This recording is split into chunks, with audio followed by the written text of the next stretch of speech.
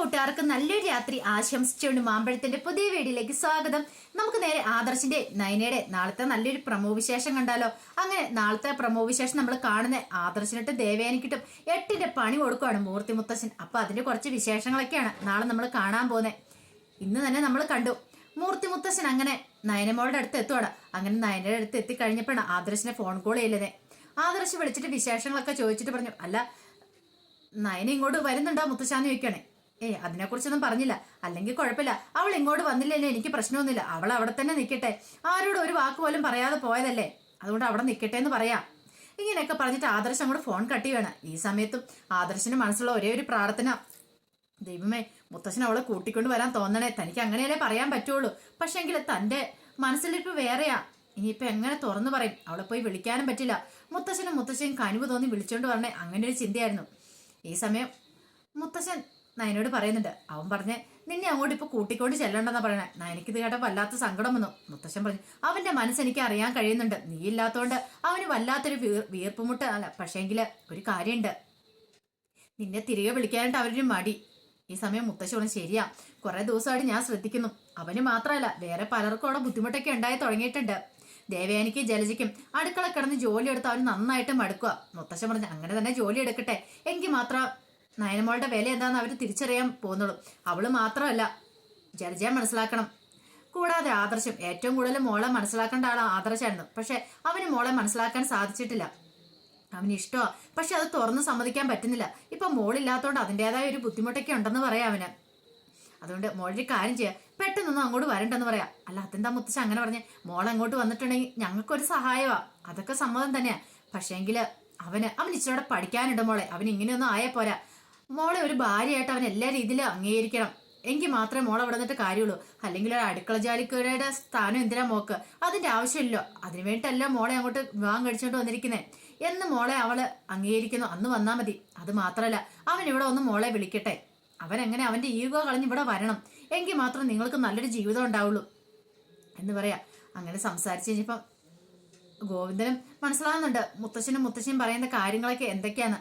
നയന പറഞ്ഞു, മുത്തശ്ശന്റെ ഇഷ്ടം എന്താന്ന് വെച്ചാൽ അത് നടക്കട്ടെ, എനിക്ക് അങ്ങനെ തന്നെ ആയിരിക്കും എന്ന് പറയാം. ശരി, അങ്ങനെ ഒരു ഫുഡൊക്കെ കഴിച്ച് സന്തോഷത്തോടു കൂടിയാണ് പോരുന്നത്. ഈ സമയം ദേവേരി ഭയങ്കര പ്രതീക്ഷയിലായിരുന്നു. അച്ഛനും അമ്മയും പോയിട്ട് വന്നു കഴിയുമ്പം അവരെയും കൂടെ കൊണ്ടുവരും, അവളെയും കൂടെ കൊണ്ടുവരുന്ന ആ ഒരു സന്തോഷത്തോടുകൂടി ഇരിക്കുമായിരുന്നു.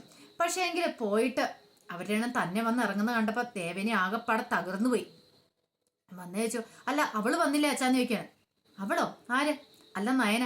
അതിന് നീ അവളെ വിളിക്കണ്ടെന്നല്ലേ പറഞ്ഞേ? പെട്ടെന്നാണ് ദേവേനിക്ക് അബദ്ധം മനസ്സിലായ. അല്ല പിന്നെ അച്ഛാ, ഇവിടുന്ന് ആരോടും പറയാതെ പോയതല്ലേ, അതുകൊണ്ടാ പറഞ്ഞ അവളോട് വിളിക്കേണ്ടെന്ന്. അവൾ എത്ര ദിവസം വേണം നിന്നോട്ടെ, എനിക്കെന്താ കുഴപ്പം, എനിക്കൊരു കുഴപ്പമില്ലെന്ന് പറയാ. ഈ സമയം മുത്തശ്ശിക്ക് കാര്യം മനസ്സിലായി, എല്ലാവരുടെ ഉള്ളിൽ നയന ഇങ്ങോട്ട് വരണമെന്നുണ്ട്. പക്ഷെ അത് ആർക്കും തുറന്നു പറയാനായിട്ട് അങ്ങോട്ട് പറ്റത്തില്ല. തുറന്നു പറഞ്ഞിട്ടുണ്ടെങ്കിൽ എല്ലാവർക്കും ഒരു കോട്ടം തട്ടൂല, പ്രത്യേകിച്ച് ദേവേനിക്ക്.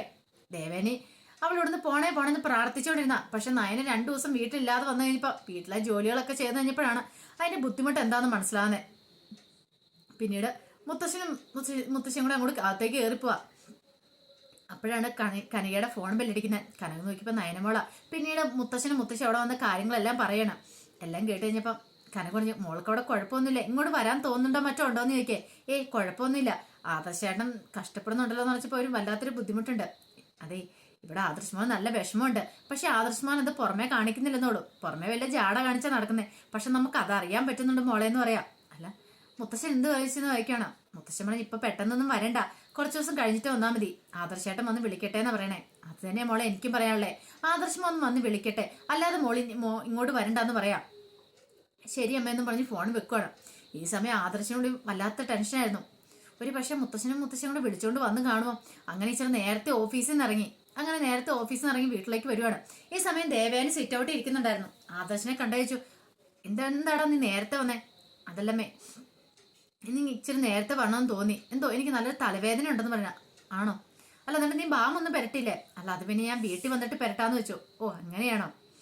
അല്ല മുത്തശ്ശിയും പോയിട്ട് വന്നോമെന്ന് ചോദിക്കണം. അവര് വന്നല്ലോ, നയന വന്നോന്ന് ചോദിക്കുക. ഇത് കേട്ടതും പെട്ടെന്ന് ചോദിച്ചു, എന്താണ് നീ അങ്ങനെ ചോദിച്ചാൽ? അല്ല അവര് പോയിട്ട് വരുമ്പോൾ ചിലപ്പം കൊണ്ടുവരുമെന്ന് പറഞ്ഞായിരുന്നു, അതുകൊണ്ടാന്ന് പറയണേ. അവൾ വന്നിട്ടൊന്നും ഇല്ലാന്ന് പറയാം. ആദർശം വല്ലാത്ത സങ്കടപ്പോയി. വന്നില്ലേന്ന് ചോദിക്കണം. വന്നില്ല. അവൾക്ക് അഹങ്കാരം, അവൾ കുറച്ചു ദിവസം അവിടെ വീട്ടിൽ നിൽക്കുവാന്ന് തോന്നേ. ഒരു പക്ഷെ ഇനിയിപ്പം നിന്റെ മുത്തശ്ശിയും വിളിച്ചോന്നറിയത്തില്ല. ഞാൻ പ്രത്യേകം പറഞ്ഞിട്ടുണ്ടായിരുന്നു അവളെ ഇങ്ങോട്ട് കൂട്ടിക്കൊണ്ട് വരണ്ടാന്ന്. അതുകൊണ്ടാണെന്ന് കൂട്ടിക്കൊണ്ട് വരാത്തേന്ന് ചോദിക്കുക.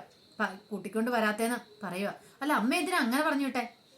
എടാ ഇവിടെ ഞങ്ങൾക്ക് രണ്ടുപേർക്കും ചെയ്യാനുള്ള പണിയല്ലേ ഉള്ളൂ, പിന്നെന്തിനാ അവിടെ ഇങ്ങോട്ട് വരുന്നേ? അവളോടെ നിൽക്കട്ടെ, തോന്നിയാസം പോയതല്ലേ, നിന്നോടും പറഞ്ഞില്ല എന്നോടും പറഞ്ഞില്ല.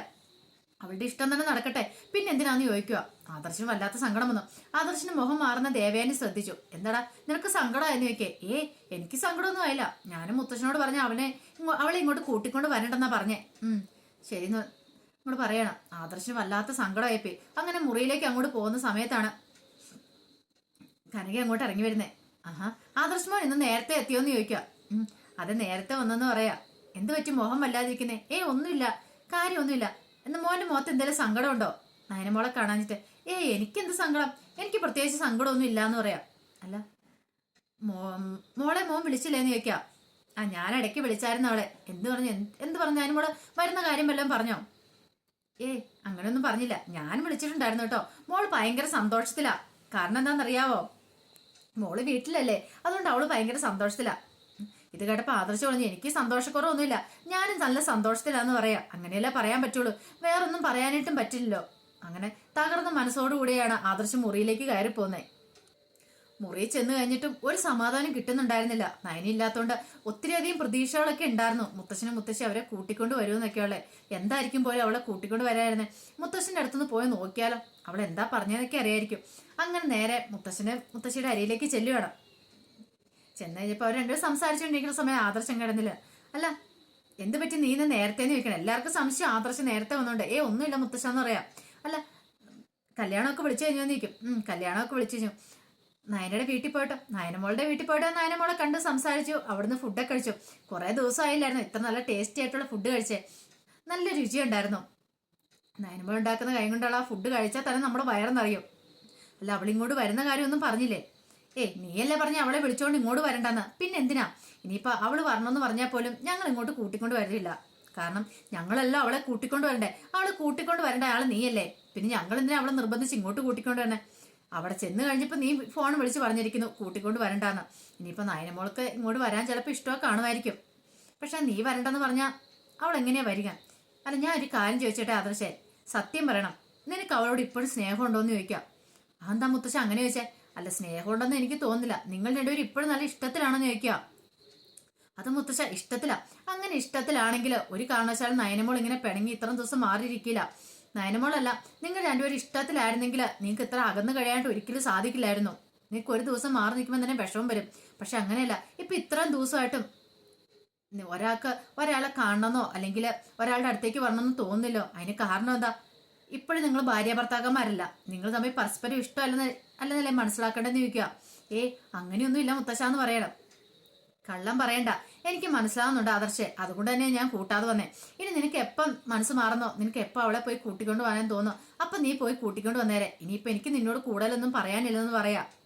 ഇത് കേട്ട ആകെപ്പാടെ വല്ലാത്തൊരു വിഷമമായി പോയി ആദർശിന്. എന്ത് ചെയ്യണം എന്നറിയത്തില്ലാത്തൊരവസ്ഥ. പിന്നീട് ആദർശ് നേരെ മുറിയിലേക്ക് കയറി ചെല്ലുവാണ്. അങ്ങനെ കയറി ചെന്നപ്പോൾ ആദർശിന് വല്ലാത്തൊരു ശൂന്യത അനുഭവപ്പെടുവാണ്. എന്ത് ചെയ്യണം എന്നറിയത്തില്ല. നയനില്ലാത്തതുകൊണ്ട് വല്ലാത്തൊരു ബുദ്ധിമുട്ട്. മുത്തശ്ശനോട് അങ്ങനെയൊന്നും വിളിച്ച് പറയണ്ടായിരുന്നു. അങ്ങനെ വിളിച്ച് പറഞ്ഞില്ലായിരുന്നെങ്കിൽ ഒരു പക്ഷേ മുത്തശ്ശനും മുത്തശ്ശിയും കൂടെ അവിടെ ഇങ്ങോട്ട് കൂട്ടിക്കൊണ്ട് വന്നേനെ. എന്ത് ചെയ്യണം എന്നറിയത്തില്ല. അങ്ങനെ മുറിയിൽ ചെന്നിട്ട് അങ്ങോട്ടും ഇങ്ങോട്ടും ഉലാത്തുവാണ്. ഈ സമയത്ത് ആദർശിന്റെ മനസാക്ഷി ആദർശിന് മുന്നിൽ വരുവാണ്. മുന്നിൽ വന്നിട്ട് പറഞ്ഞു, നിനക്ക് എന്തിന്റെ അഹങ്കാരമായിരുന്നടാ? നയനെ പോലെയുള്ള നല്ലൊരു പെൺകുട്ടിയുടെ ഭാര്യയായിട്ട് കിട്ടിയിട്ട് നീ അവളോട് ഇത്രയും കാലോട് സ്നേഹം കാണിച്ചിട്ടുണ്ടോ? മുത്തശ്ശൻ പറഞ്ഞാൽ എന്താ തെറ്റ്? നിങ്ങൾ ഇതിലായിട്ടും ഭാര്യ ഭർത്താക്കന്മാരെ പോലെ ജീവിച്ചിട്ടുണ്ടോ? നിങ്ങൾ തമ്മിൽ പരസ്പരം ഇഷ്ടമുണ്ടോ? ഇഷ്ടം ഉണ്ടായിരുന്നെങ്കിൽ ഇത്രയും ദിവസം നിനക്ക് പിണങ്ങിയിരിക്കാൻ പറ്റുമോ? ഒരു കാര്യം ഉറപ്പാ, നിനക്ക് അവളോട് ഇഷ്ടമുണ്ട്, അതുപോലെ തന്നെ അവൾക്ക് നിന്നോട് തിരികെ ഇഷ്ടമുണ്ട്. പക്ഷെ നിങ്ങളുടെ ഈഗോ തമ്മിൽ സമ്മതിക്കുന്നില്ല. അതല്ലേ കുഴപ്പം. നിന്നോട് എത്ര വട്ടം സ്നേഹം ഭാവിച്ച് അവൾ അടുത്തു വന്നു. സ്നേഹം ഭാവിച്ചില്ല, സ്നേഹമായിട്ട് അടുത്തു വന്നു. പക്ഷേങ്കിലോ നീ അവളോട് ഒരിറ്റ് സ്നേഹമെങ്കിലും കാണിച്ചോ? അവൾ അടുത്ത് വന്നപ്പം നീ അവളെ അകറ്റാൻ ശ്രമിച്ചേ. ഇങ്ങനെ പോയിട്ടുണ്ടെങ്കിൽ ഒരിക്കലും നിനക്ക് ഒരു ജീവിതം ഉണ്ടാകാൻ പോകുന്നില്ല. അത് മാത്രമല്ല, അവളെ നീ മനസ്സിലാക്കണോ ആദർശേ? നിന്റെ കാര്യങ്ങളെല്ലാം നോക്കിയും കൊണ്ട് അവളല്ലേ ചെയ്യുന്നേ. ഇന്ന് തന്നെയും ആ ഇനിഹലിന്റെ കാര്യം തന്നെ ഓർത്തു വയ്ക്കുക. അവൾക്ക് അത്ര ശ്രദ്ധയുണ്ട് നിന്റെ കാര്യത്തില്. നിന്റെ മാത്രമല്ല, ഈ കുടുംബത്തിൽ എല്ലാവരുടെയും കാര്യത്തില്. നിനക്ക് കിട്ടാമെന്ന് വെച്ച ഏറ്റവും നല്ല ബന്ധമാ. ഞാൻ പറയാനുള്ളത് പറഞ്ഞു എന്നും പറഞ്ഞിട്ട് മനസാക്ഷി അങ്ങോട്ട് പോവാണ്. ഈ സമയത്ത് ആദർശൻ എന്ത് ചെയ്യണം നടത്തില്ല. ആദർശ് വിചാരിച്ചു, ഇനി ഇങ്ങനെ വെച്ച് കിട്ടിയിട്ട് കാര്യമില്ല. ആരുടെയൊക്കെ എതിർപ്പുണ്ടെങ്കിലും അതിനെല്ലാം അവഗണിച്ച് ഇനി എത്രയും പെട്ടെന്ന് അവളെ തിരികെ കൊണ്ടുവരണം. അല്ലെങ്കിൽ മിക്കവാറും തന്റെ സമനില തെറ്റുമെന്ന് ആദർശം മനസ്സിലാവുക. അപ്പൊ അതിന്റെ വിശേഷങ്ങളൊക്കെയാ നാളെ കാണാൻ പോകുന്നത്. അങ്ങനെ ആദർശം നാളെ പോയി നയനെ വിളിച്ചോണ്ട് വരും. അപ്പൊ എന്തൊക്കെ സംഭവിക്കുന്ന അറിയത്തില്ല. ആ വിശേഷങ്ങൾക്കായി നമുക്ക് എല്ലാവർക്കും കാത്തിരിക്കാം കേട്ടോ. ആദ്യമായി കാണുന്നവരാണെങ്കിൽ ചാനൽ ഇഷ്ടപ്പെട്ട ഒന്ന് സബ്സ്ക്രൈബ് ചെയ്യാൻ മറക്കരുതേ. അതോടൊപ്പം തന്നെ കണ്ടുകൊണ്ടിരിക്കുന്ന എല്ലാവരുടെ സപ്പോർട്ടിലായിരിക്കും തുടർന്നും പ്രതീക്ഷയുണ്ട്. എല്ലാവർക്കും ഒരിക്കൽ കൂടി നല്ലൊരു രാത്രി ആശംസിച്ചുകൊണ്ട് നിർത്തുന്നു. നന്ദി.